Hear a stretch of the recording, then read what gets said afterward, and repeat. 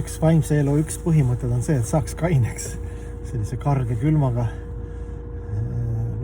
Läheb nagu pilt päris selgeks. Hankara on siis sanskriti keeles jälle huvitav. Ta on nagu element mõnes mõttes, see on see samastamise energia. Et mina, mulle, minu.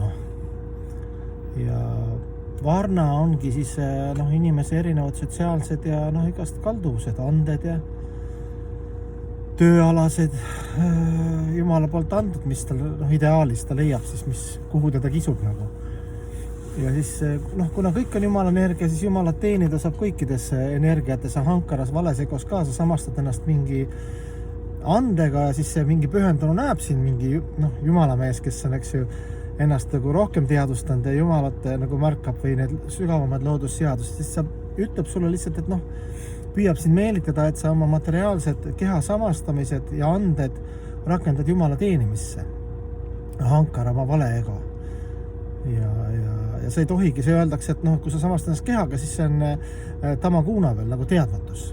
See on nagu, kogu elu õnn ja kõik on sul selle materiaalse energial, selle keha samastamisel või siis peenkeha samastamisel oma anded, eks ju, kõik, et seal üritad nagu, ellu jääda ja nautida, eks ju.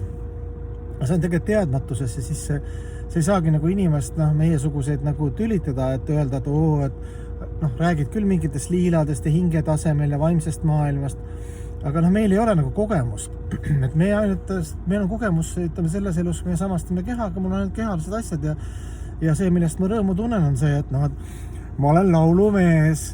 Ja siis inimesed, sa laulad nii hästi, siis ma nagu tunnen rõõmu sellest, aitäh, kõik tahavad paia. Aga see on tegelikult teadmatus. Tamaguuna, Hankara.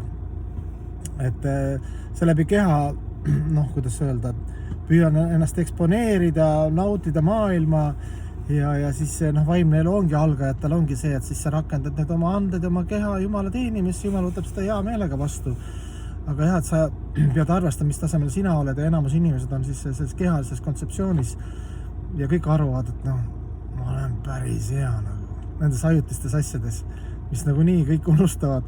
Ja siis inimene tulebki ütleb, et mina olen andekas, ma ei tea seal, ma olen poksija, ma olen paugu ära, siis sa ütledki, pöördudki tema parim poksijate seas, eks ju, et pöördud tema poole siis läbi selle kehalise kontseptsiooni, teedki talle paia, aga siis püüad seda rakendada nagu Jumala teenimisse, eks ju, et kui sa oled kõva poksijad, siis kaitse nõrgemaid ja õiglust ja ausust ja kõike seda, et väga hea, et sa oled kshatrija nagu sõjamees.